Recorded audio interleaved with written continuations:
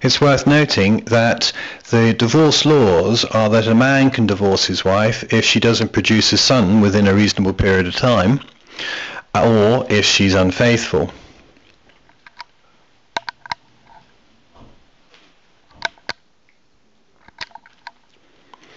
The fourth and last part in this module is about sexual relationships and contraception. We'll start with the sexual aspect of that.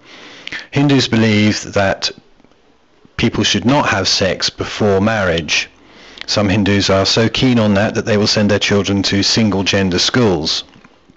Sex before marriage would be seen as something that would be against your dharma and would get you bad karma. Hindus do, however, think that people should have a healthy and varied sex life after they get married.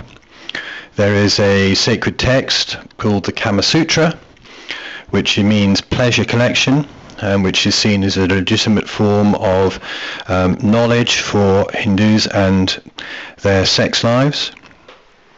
But the main issue with sex is that there should be no sex before marriage. It would be against your dharma. You get lots of social stigma for doing it. And it is not kama. It is not morally correct pleasure. With regard to contraception, there are basically two aspects to that. In the old days, Hindus did not value or use contraception.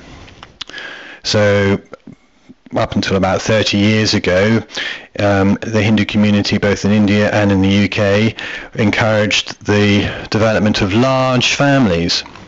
Women would be encouraged to have many, many children. They would obviously be interested in having boys because boys bring in wealth and dowries to the family. But nevertheless, they would be encouraged to have big families. There was also in India high infant mortality rates because of the poor health provision and infrastructures in that country. So people would die young.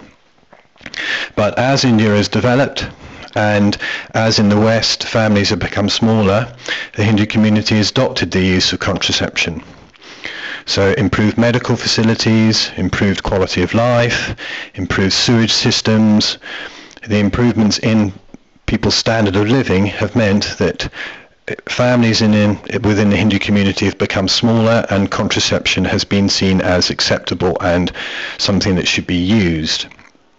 Understanding of STIs too has contributed to that. Just back to the sexual relationships issue. Celibacy, which is when you refrain from having sex, would be something that Hindus would practice prior to marriage, before marriage, but also in the third and fourth ashramas.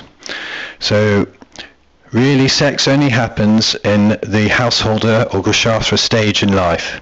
In the studenthood stage and in the retired and holy person ashramas, Hindus would expect people to be celibate and to be refraining from having sexual relationships. So, just to summarize then, there are 4 parts to this module. The first part is all about the roles that men and women and children have in their family. The second bit is all about marriage and marriage ceremonies, about arranged and guided marriages, about the ceremony itself and what it stands for, and the wedding preparations of the bride and groom. The third bit is about divorce, and the fourth bit is about sexual relationships and contraception.